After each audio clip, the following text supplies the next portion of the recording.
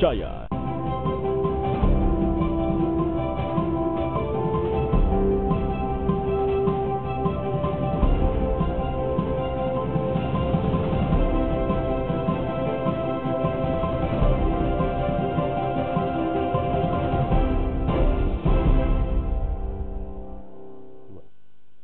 Selamat pagi saudara, apa kabar Anda pada hari ini? Semoga tentunya Anda selalu dalam keadaan yang sehat dan tentunya semangat.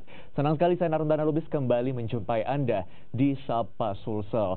Saudara, seperti biasa di Sapa Sulsel kita akan berbagi informasi melalui perbincangan yang menarik kepada Anda. Dan hari ini kita akan membahas tema kita ini terkait dengan bagaimana kita bisa bersatu untuk melawan terorisme. Ini memang terkait dengan peristiwa ledakan bom yang terjadi di beberapa daerah di Indonesia yang melanda kita beberapa hari terakhir. Dan tentunya ini tidak hanya meresahkan masyarakat Indonesia secara umum, tetapi juga kita di Sulawesi Selatan. Dan apa yang dilakukan atau apa yang diantisipasi dari aparatur keamanan kita di Sulawesi Selatan, yaitu Polda Sulawesi Selatan. Langsung saja kita membahas topik kita pagi ini bersama dengan narasumber saya yang telah hadir, yaitu Kepala Biro Operasional Polda Sulawesi Selatan, yaitu Bapak Kombes Pol Steven Napiun SIKMH M.Hum. Selamat pagi Pak Steven. Selamat pagi, Bu Luar Luis. biasa. Ya.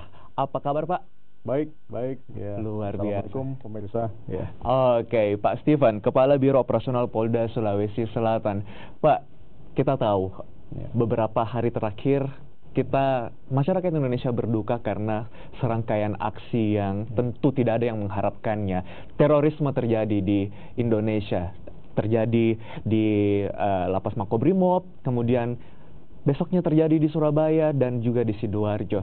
Lalu di Sulawesi Selatan sendiri dari pihak keamanan, bagaimana tanggapan Anda? Ya, pertama-tama kami tentunya dari pihak keamanan selalu berupaya dengan optimal untuk bisa melayani masyarakat. Saat ini kami lakukan tindakan-tindakan kepolisian, baik dari sisi kegiatan yang sifatnya persuasif, preemptif, ya, preventif, dan represif apabila dibutuhkan. Dan tentunya kami mengumpulkan data sebanyak-banyaknya agar jangan sampai sel-sel yang ada di Surabaya, sel teroris yang ada di Surabaya juga masuk ke Sulawesi Selatan. Dan tentunya kita ingin menyajikan rasa aman dan nyaman masyarakat, khususnya menjelang bulan Ramadan. Kita sangat tidak mengharapkan kejadian-kejadian baik yang terjadi di Jakarta maupun yang terjadi di Surabaya. Namun kita ketahui bersama bahwa benihnya ini dimulai dari sikap intoleransi. Ketika pemikiran intoleransi ini ada, kemudian ini meningkat menjadi sebuah radikalisme, dan benihnya ini juga akan menghasilkan benih terorisme. Dan ini butuh kerjasama dengan seluruh elemen masyarakat, dengan seluruh komunitas-komunitas masyarakat.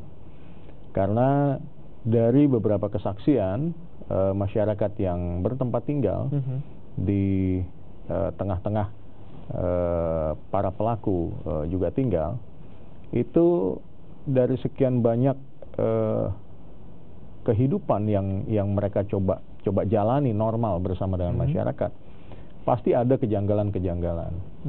Contoh seperti pelaku di Surabaya, itu satu keluarga ini tidak mau menunjukkan sama sekali, hanya menunjukkan saja, itu tidak mau menunjukkan KTP maupun kartu keluarga. Ini merupakan salah satu kejanggalan-kejanggalan, baik pihak RT, RW untuk peka, lingkungan untuk peka, sehingga dengan cepat kita bisa tangani. Karena tentunya kita tidak mau tindakan yang dilakukan kepolisian hanya ke tindakan-tindakan yang sifatnya hard power, yang sifatnya hanya represif saja. Tapi ada juga upaya deradikalisasi di dalam orang-orang yang sudah terkena paham radikal, sehingga kita bisa mencegah mereka tidak sampai berbuat tindakan-tindakan yang sifatnya terorisme. Kemudian juga ada kegiatan-kegiatan misalnya melibatkan anak kecil yang tentunya sangat memprihatinkan kita semua, bahkan di belahan dunia manapun, baru di Indonesia pertama kali terjadi. Dan ini juga ada kejanggalan. Bagaimana ketika seorang anak SD tidak mau lagi mengikuti pelajaran agama maupun PKN, dan bahkan sudah dengan berani terbuka untuk menyampaikan bahwa salah satu cita-citanya adalah mati syahid. Nah, ini tentunya dari pihak guru, pihak sekolah juga harus peka dengan hal ini, sehingga bisa dilaporkan ke ke badan-badan yang menangani deradikalisasi, sehingga dengan cepat ini bisa kita antisipasi. Berarti intinya tindakan dari kepolisian sendiri khususnya di Sulawesi Selatan mulai dari hal yang sifatnya persuasif, preventif dan juga represif. Jika dibutuhkan ini sebenarnya sudah dilakukan oleh Polda Sulawesi Selatan. Tapi itu sekali lagi setelah pasca terjadinya peristiwa ledakan bom di daerah-daerah tersebut tadi, Pak, apakah ada instruksi tertentu dari Kapolda Sulawesi Selatan kepada para Kapolres ataupun Kapolda seperti itu untuk memperketat keamanan di daerah masing-masing? Pada kesempatan ini saya juga menyampaikan salam dari Bapak Kapolda, salam hormat untuk para pemirsa semua, dan tentunya instruksi untuk meningkatkan kewaspadaan di semua objek-objek yang harus diamankan itu sudah ada. Bahkan hari ini Bapak PLT Gubernur, kemudian Panglima Kodam, Pangkotama yang lain, Panglima Komando di TNI, kemudian juga Bapak Kapolda sendiri itu sudah mengikuti rapat khusus dengan unsur intelijen juga, yang intinya adalah meningkatkan kewaspadaan. Sehingga ketika kita meningkatkan kewaspadaan, baik bukan hanya di gereja-gereja saja, karena kita ketahui beberapa waktu yang lalu ada juga orang-orang tidak dikenal yang merusak masjid, kemudian menganiaya santri dan sebagainya. Nah, ini juga kita harapkan jangan sampai ini terjadi pada saat bulan Ramadan. Kita mengharapkan saat bulan Ramadan itu betul-betul suasana yang bisa dinikmati oleh masyarakat untuk beribadah, tanpa harus diganggu dengan ancaman-ancaman terorisme dan sebagainya. Peningkatan ini juga tentunya dengan sinergitas TNI Polri dan juga dengan instansi terkait lainnya seperti Satpol PP di pemerintahan dan yang lain-lain, termasuk juga dari dinas agama, sehingga kita bisa menyajikan program-program yang baik untuk masyarakat, misalnya tablik akbar dan sebagainya. Luar biasa. Bisa kita tangkap bahwasanya sebenarnya upaya dari pihak keamanan kita, yaitu Kepolisian Daerah Sulawesi Selatan ini sebenarnya juga sudah dioptimalisasi seperti itu. Berarti sebenarnya masyarakat juga bertugas sebenarnya, Pak, untuk membantu semua pihak, tidak hanya aparatur negara, tetapi kita juga sebagai masyarakat untuk terlibat menjaga keamanan kita agar tetap kondusif seperti itu. Kita akan lanjutkan lagi usai jeda. Tetaplah bersama kami di Sapa Sulsel.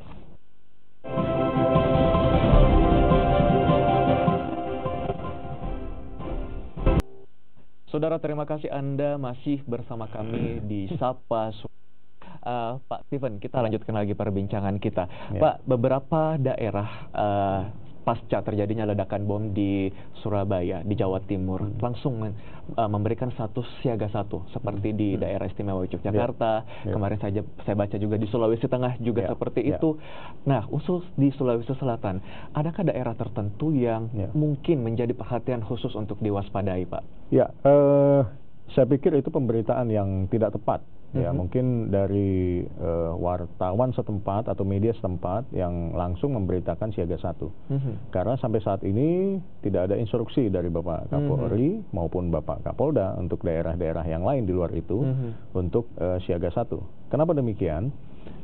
Karena kami tidak ingin membuat keresahan di tengah-tengah masyarakat, membuat suasana menjadi tegang. Artinya kami optimis bahwa dengan sinergitas tadi TNI Polri, dengan sinergitas Polri dengan instansi terkait lainnya, dengan dukungan masyarakat, kita yang hanya perlu adalah meningkatkan kewaspadaan dan kepekaan. Baik. Jadi kalau suasananya siaga 1, saya pikir itu terlalu menyeramkan. Terlalu berlebihan seperti itu. Sehingga kita harapkan itu tidak terjadi, membuat rasa takut. Karena kita harus ketahui bersama bahwa tujuan inti dari sebuah tindakan terorisme adalah membuat rasa takut, membuat rasa takut yang meluas. Itu tujuan intinya, bukan berapa banyak korbannya, bukan berapa besar daya ledaknya, tapi membuat rasa takut. Itu yang diharapkan. Membuat suasana semakin mencekam. Ya, karena itu kami sangat berharap sekali dari masyarakat untuk bisa, kalau di kepolisian namanya pemolisian masyarakat atau community policing. Bagaimana masyarakat peduli dengan lingkungannya, kemudian tahu jenjang bagaimana dia melapor ke RT RW, kemudian RT RW juga mungkin ke Babin Kamtipmas setempatnya. Ini sangat bagus sekali untuk mengetahui siapa Babin Kamtipmas, siapa Babinsa di lingkungannya, ya, sehingga dari kepala desa, RT, RW ini bisa berkoordinasi dengan mereka dan melaporkan kepada kita dengan cepat apabila ada gejala-gejala yang mencurigakan. Seperti contoh-contoh yang kita ambil tadi dari kejadian Surabaya. Ya. Oke, tapi saya juga penasaran ini langsung saja Pak. Apakah Sulsel ini bisa dikatakan bebas terorisme atau seperti apa? Ya, kita tidak bisa katakan demikian karena catatan sejarah juga menyebutkan bahwa pernah terjadi di sini. Bahkan beberapa tahun yang lalu kita juga pernah menangkap seorang pelaku terorisme ini dengan bahan peledak kurang lebih 15 kg ya. Dan sudah ditahan, sudah jadi napiter dan masih kita terus awasi pergerakan-pergerakannya. Bahkan di lapas-lapas kita juga masih ada napiter yang menjalani hukumannya, baik di lapas tingkat 1 maupun juga di lapas tingkat 2. Ya, bahkan limpahan dari Makobrimob pun ada. Ya, artinya kita tidak terbebas, namun kita berharap mereka kembali ke jalan yang benar. Karena tadi yang saya sampaikan bahwa Polri ini sangat berbeda mungkin dengan Tentara Nasional Indonesia.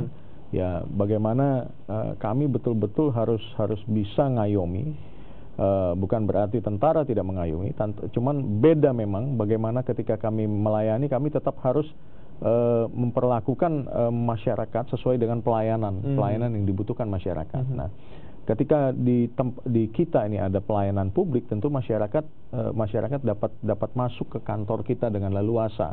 Ini yang mungkin jadi titik lemah yang mungkin juga menjadi keunggulan kami. Bagaimana kami melayani masyarakat, bagaimana kami mencoba tetap humanis, ya, karena memang perbedaan cara bertindaknya tentunya dengan TNI. Tapi di dalam skala tertentu, maka ini sedang direvisi undang-undang terorisme. Tentunya saat ini kami sangat membutuhkan dukungan dari TNI untuk memerangi terorisme dan juga narkoba ya ke depan. Jadi ini sedang digodok di dalam undang-undang terorisme, bagaimana peran TNI juga ada nantinya. Oke, ya, berarti di dalam skala tertentu karena mereka juga punya pasukan-pasukan khusus yang tangguh untuk itu. Oke, sinergitas antara TNI dan Polri ini harus segera mungkin dilindungi dalam sebuah payung hukum seperti itu. Oke, Pak, terkait dengan community policing tadi, bahwa masyarakat sepatutnya mengenal unsur-unsur keamanan yang ada di lingkungannya seperti Babinsa. Nah, lalu selain itu Pak, apalagi yang bisa dilakukan masyarakat ketika mendapati hal-hal yang mencurigakan dan bisa jadi mengarah ke ciri-ciri terorisme di lingkungannya? Ya, yang perlu ditumbuhkan di Sulawesi Selatan ini adalah sistem keamanan lingkungan, atau di Jawa ya Siskamling ini tentunya sangat membudaya. Ini di Sulawesi Selatan saya tidak tahu, tapi kelihatannya kurang dibandingkan dengan di Jawa. Ini juga menjadi titik lemah yang bisa dimanfaatkan. Artinya tidak ada salahnya di lingkungan kita galakkan kembali Siskamling, di mana dalam Siskamling itu sudah ada mungkin penjelasan dari RT, dari RW, bagaimana mereka memantau situasi. Ketika ada yang dicurigakan, ketika mungkin ada keluarga atau ada orang yang datang tidak melapor sampai melebihi mungkin 2 kali 24 jam, kemudian kegiatannya juga tidak jelas, pekerjaannya tidak jelas, ya. Bahkan sekarang ini para pelaku ini semakin betul-betul bisa melebur, tidak dicurigai oleh masyarakat. Tapi tadi tetap ada saja hal-hal yang aneh, ya. Contoh dengan keluarga tadi yang di Surabaya ini, keluarga pelaku ini, ya mereka tidak pernah menunjukkan kepada masyarakat atau kepada pihak yang berkepentingan, hanya menunjukkan saja tidak, yaitu KTP dan kartu keluarga. Oke, ini berarti dari interaksi sosial seseorang ini bisa diidentifikasi sebenarnya. Oke, luar biasa. Nah, kembali ke situasi keamanan menjelang bulan Ramadan.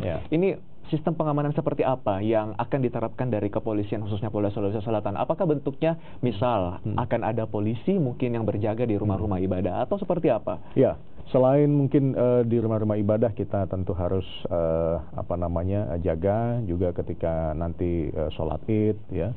Kemudian pada saat terawih ya, tentunya pada saat jalur mudik juga kita lihat Trans Sulawesi ini semakin tahun bukan semakin sepi, tapi Trans Sulawesi ini semakin tahun ini sudah seperti di Jawa ya,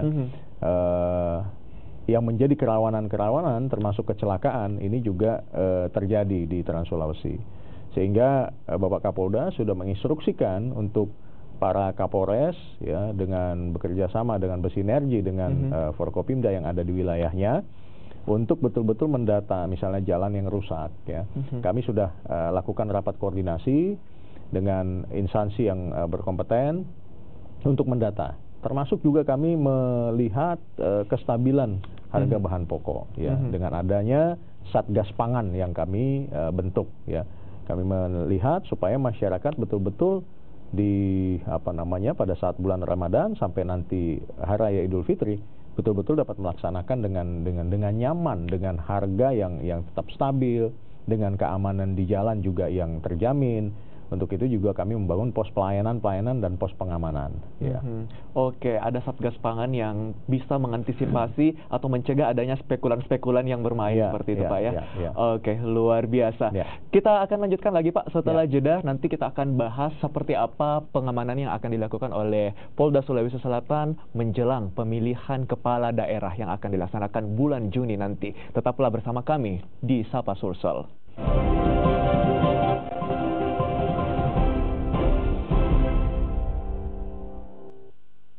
Saudara, terima kasih Anda masih bersama kami di Sapa Sulsel dan masih dengan perbincangan kita bagaimana menjaga keamanan masyarakat di Indonesia, khususnya di Sulawesi Selatan. Ada Komisaris Besar Kepolisian Stephen Napiun yang menjadi narasumber kita pagi ini.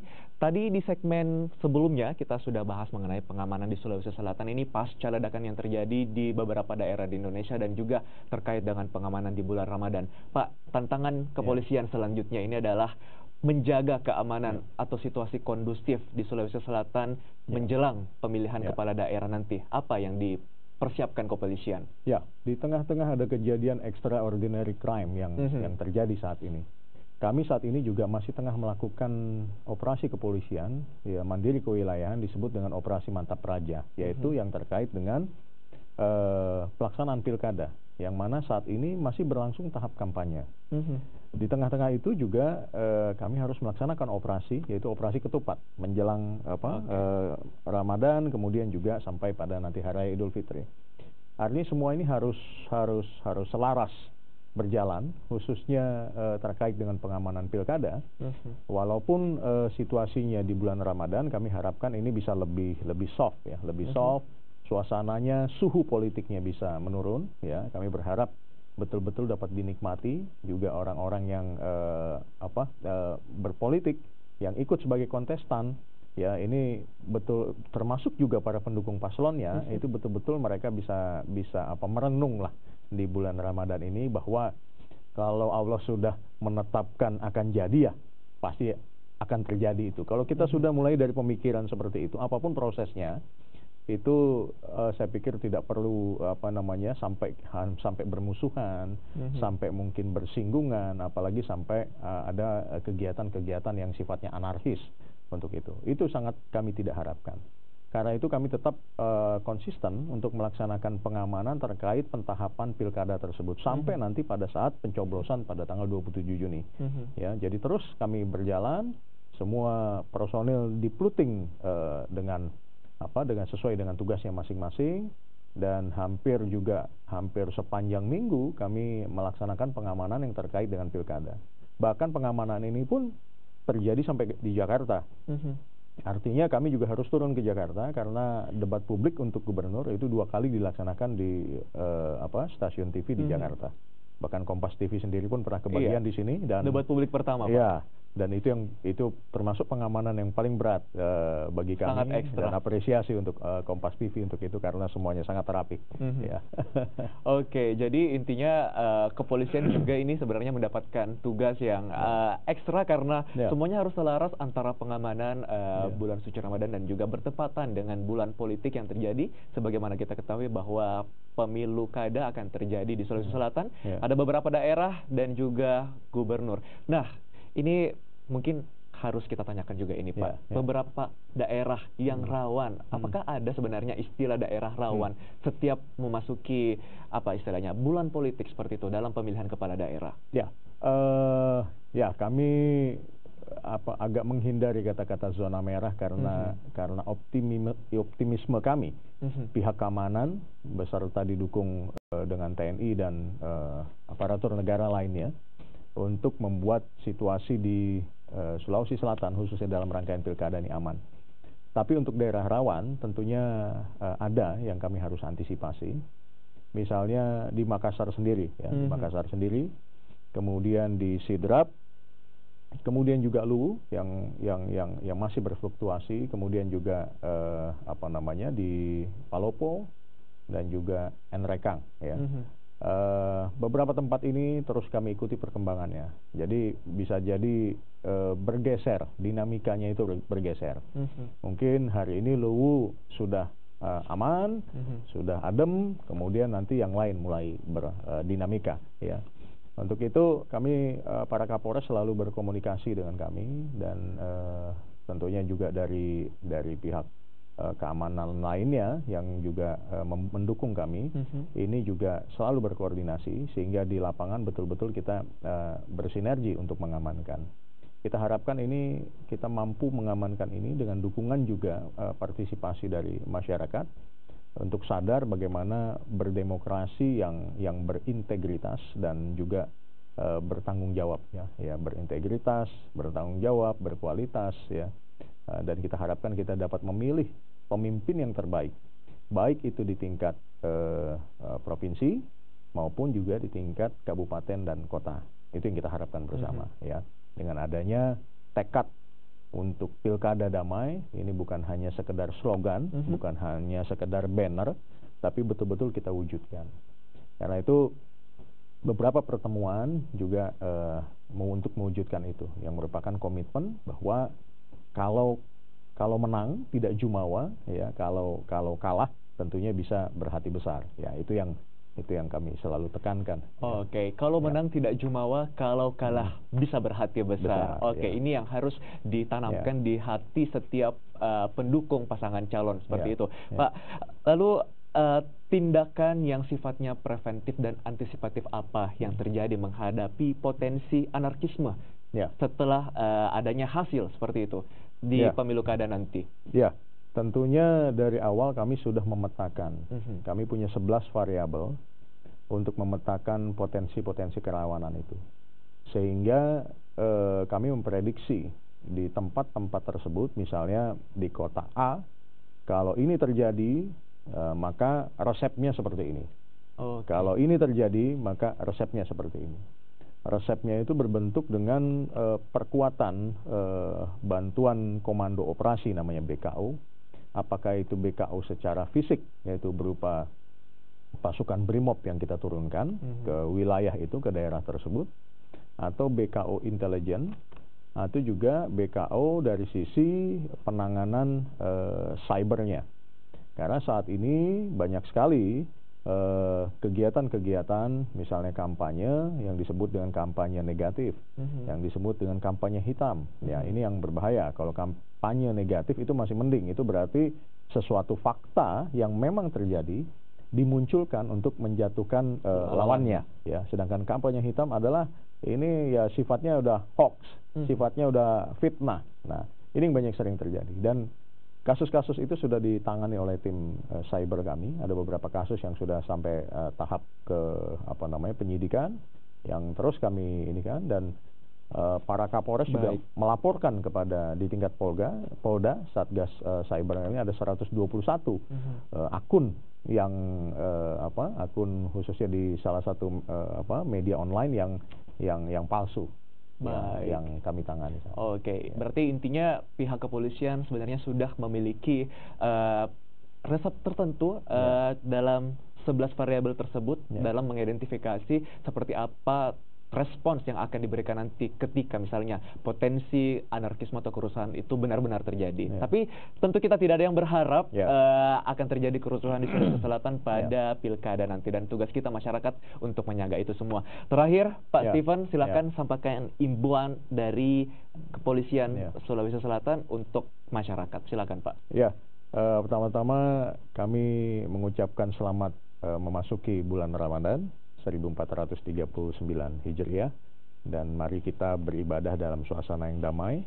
Mari kita lupakan segala perbedaan-perbedaan yang ada di tengah-tengah kita, karena bangsa Indonesia adalah bangsa yang besar, bangsa yang berbeda-beda namun punya satu kekuatan, punya satu potensi yang Tuhan pasti sudah tetapkan atas kita semua. Karena itu saya percaya kita di Sulawesi Selatan ini dapat menjadikan contoh bagi semua provinsi yang ada di Indonesia untuk pilkada akan berlangsung dengan aman, termasuk bulan Ramadan dan memasuki Hari Raya Idul Fitri 1439 Hijriah pun dengan suasana yang aman. Oke, luar biasa. Saya ucapkan terima kasih untuk Bapak Kombes Pol Steven Napiun, Kepala Biro Operasional Polda Sulawesi Selatan, yang sudah berbagi dengan kita di Sapa Sulsel pada pagi ini. Terima kasih, Pak. Terima kasih, Bung untuk tugasnya menjalankan keamanan di Sulawesi Selatan. Dan saudara, demikianlah jumpa kita di Sapa Sulsel pada pagi ini. Mewakili tim yang bertugas, saya Narundana Lubis mengucapkan terima kasih atas perhatian Anda, dan sekali lagi tugas kita bersama untuk menjaga keamanan di Sulawesi Selatan. Saya Narundana, terima kasih. Sampai jumpa.